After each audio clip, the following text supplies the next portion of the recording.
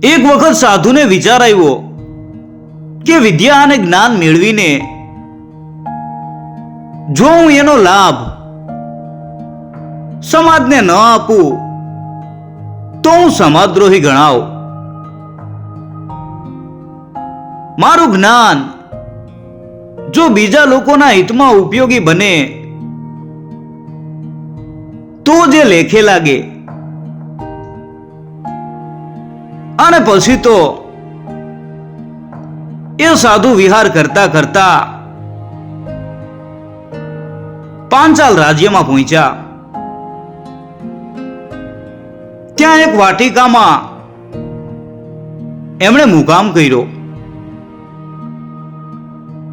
રોજ સવારે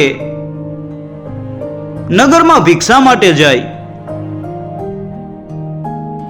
સૌને સત્સંગનો લાભ આપે. એમની વાણીથી સૌ મંત્રમુગ્ધ થતા.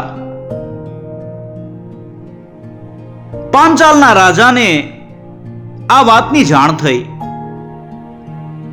રાજા પ્રસન્ન થયા.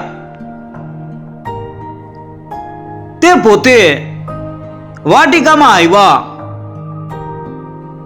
અને સાધુને વંદન કર્યા અને કહ્યું, ગુરુદેવ, અમૃતવાણીનું આચમન કરાવવા વિનંતી છે. નરેશ, તમે રાજા છો, તમારે પ્રદેશ ઉપર હકુમત નથી ચલાવવાની. પ્રજાના દિલ ઉપર શાસન ચલાવવાનું છે. પ્રજાનું હિત જાળવવા સિવાય તમારા માટે બીજો કોઈ ઉપદેશ નથી. પાંચાલ નરેશ બોલ્યા, ગુરુદેવ, આપ અમારા નગરમાં તો પધાર્યા છો, હવે મહેલમાં પધારવા વિનંતી છે.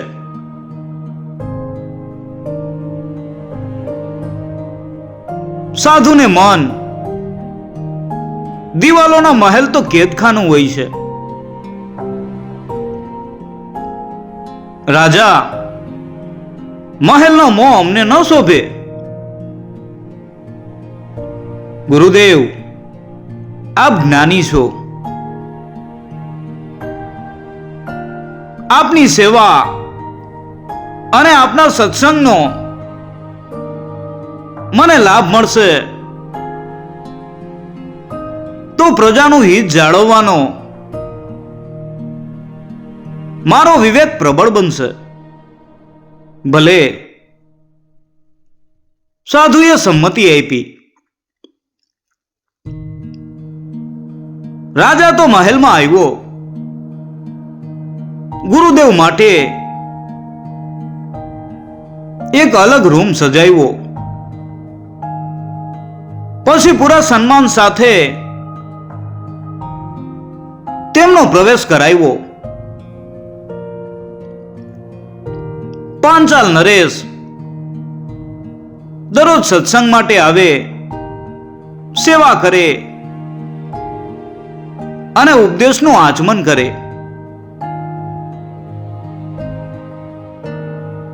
સાધુ પણ પાંચાલ નરેશનો વિનમ્ર ભક્તિભાવ અને વિવેકપૂર્ણ આદર જોઈ રાજી થઈ ગયા. આમ દિવસો વીતતા ગયા, મહિનાઓ વીતતા ગયા. એક વખત સાધુએ મનોમન વિચાર્યું કે હું તો પ્રજાને જ્ઞાન અને ધર્મબોધ આપવા માટે નીકળ્યો અને અહીં મહેલમાં આવીને અટવાઈ ગયો છું. હવે મારે અહીંથી નીકળી જવું જોઈએ. સાધુ માટે તો સ્થિર વાસ પણ પાપનું નિમિત્ત બની શકે છે. બીજા દિવસે સવારે સાધુએ વિદાયનો સંકલ્પ કરી લીધો.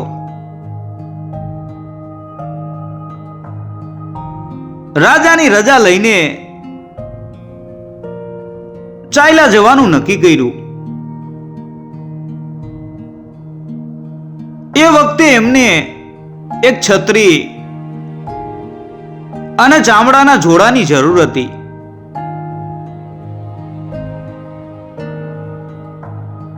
સાધુને ખાતરી હતી કે હું જે માગીશ તે રાજા મને જરૂર આપશે. સવારે રાજા વંદન કરવા આવ્યો ત્યારે સાધુને થયું કે છત્રી અને જોડા માગી લઉં.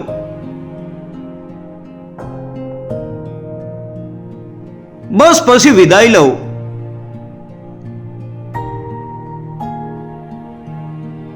ત્યાં જ એમના મનમાં બીજો વિચાર આવ્યો કે જો હું કોઈ પણ ચીજ માગું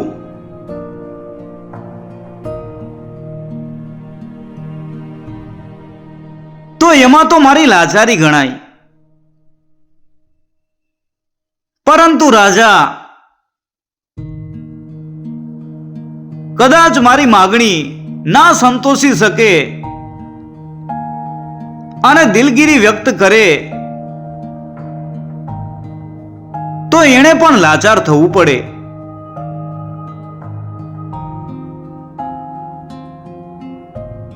લોકો અમારી બંનેની લાચારી જુએ એ ઠીક નહીં. આમ એ દિવસ વીતી ગયો.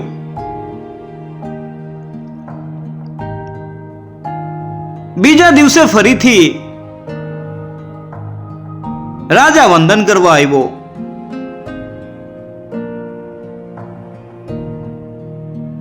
આજે પણ અન્ય લોકોની હાજરી હતી. સાધુએ કહ્યું, મહારાજ, હું આપની પાસે કંઈક માગવા ઈચ્છું છું અને તે માટે આપણે એકાંતમાં મળવું છે. ગુરુદેવ, તો તમે મને પછી એકાંતમાં મળજો. પછીના દિવસે રાજા એકલો આવીને સાધુને મળ્યો અને વિનંતીના સ્વરમાં કહ્યું, ગુરુદેવ, કહો, શું સેવા કરું આપની?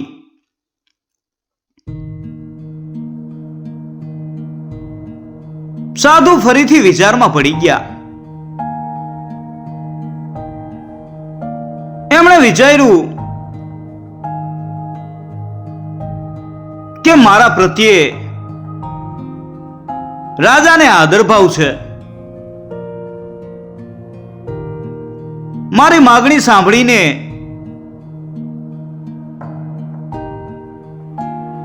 એને મારા પ્રત્યે કદાચ અણગમો થઈ જાય તો? એટલે તે એટલું જ બોલ્યા, આજે નહીં, ફરી ક્યારેક માગીશ.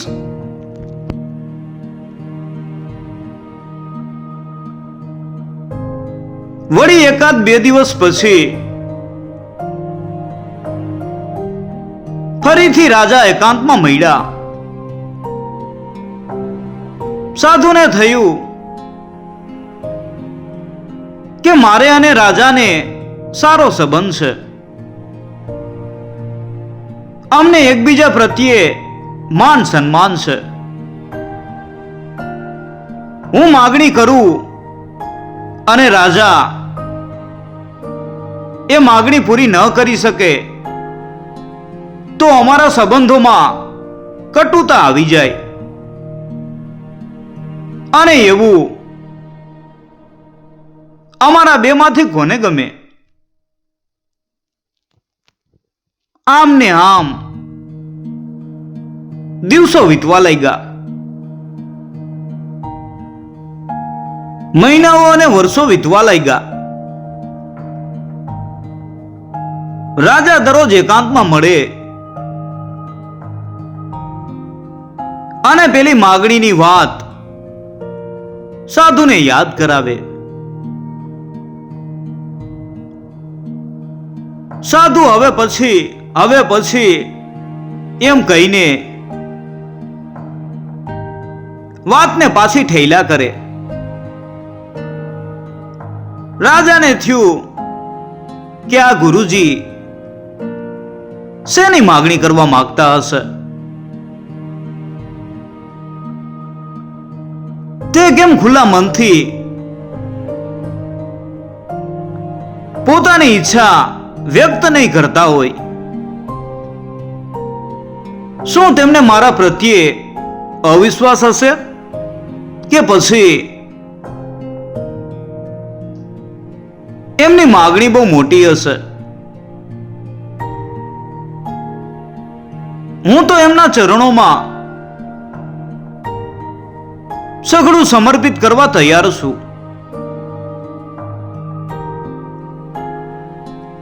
મારું રાજ્ય માગે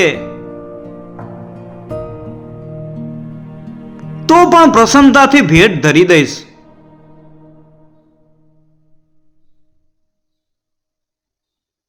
પણ એ સ્પષ્ટ કાંઈ કીએ તો ખબર પડે ને.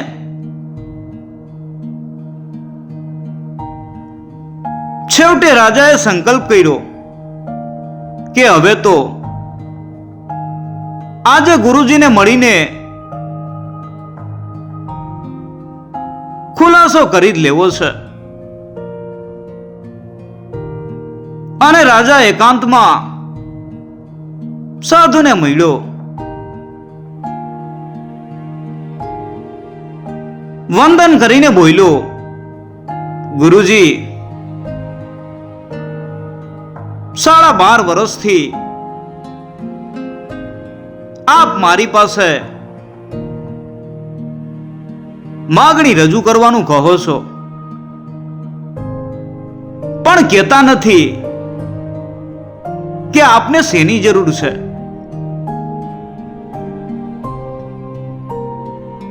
આજે તો આપ મને જણાવી દ્યો એવી વિનંતી છે. આપ કહો તો મારો સમગ્ર ધન વૈભવ આપને સોંપી દઉં. કહો તો રાજ્ય પણ આપના ચરણે ધરી દઉં. એક વખત આપ કહી તો જુઓ.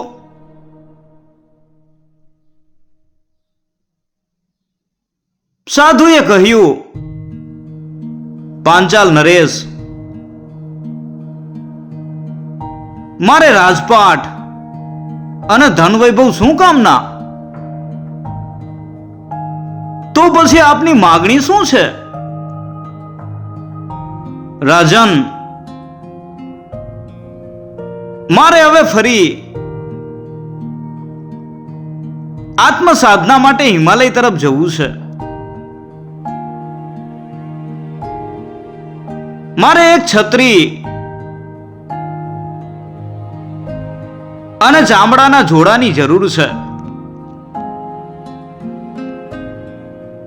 બસ મારી માગણી આ છે. ના ગુરુજી, આટલી સામાન્ય માગણી માટે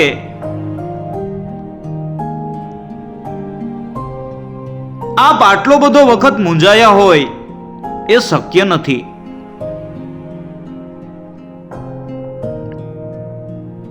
આપને ખરેખર જે ચીજ જોઈતી હોય તે માગો. હું આપના ચરણોમાં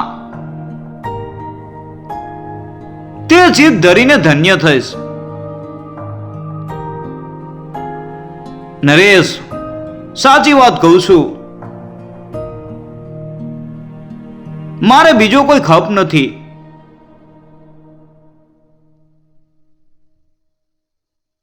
તો પછી આટલી અમથી વાતમાં આટલો બધો સમય કેમ લીધો એ કહેશો? શું મારા ઉપર શ્રદ્ધા નહોતી?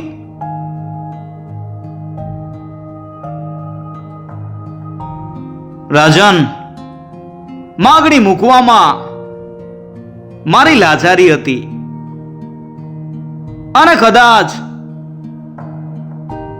તમે ના આપી શકો તો તમારે પણ લાચારી અનુભવવી પડે. એ કારણે હું માગી શકતો નહોતો.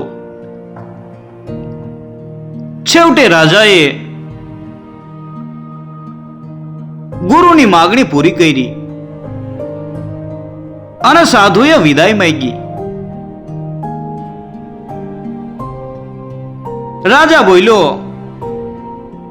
ગુરુદેવ, જતા જતા આપ મને કોઈ ઉપદેશ આપતા જાઓ. સાધુ બોલ્યા, પાંચાલ નરેશ, પ્રમાદ ત્યજીને પ્રજાના હિતમાં ઉદ્યમ કરજો. ચારિત્ર ધર્મનું પાલન કરજો. અને પછી સાધુએ વિદાય માટે કદમ ઉઠાવ્યા.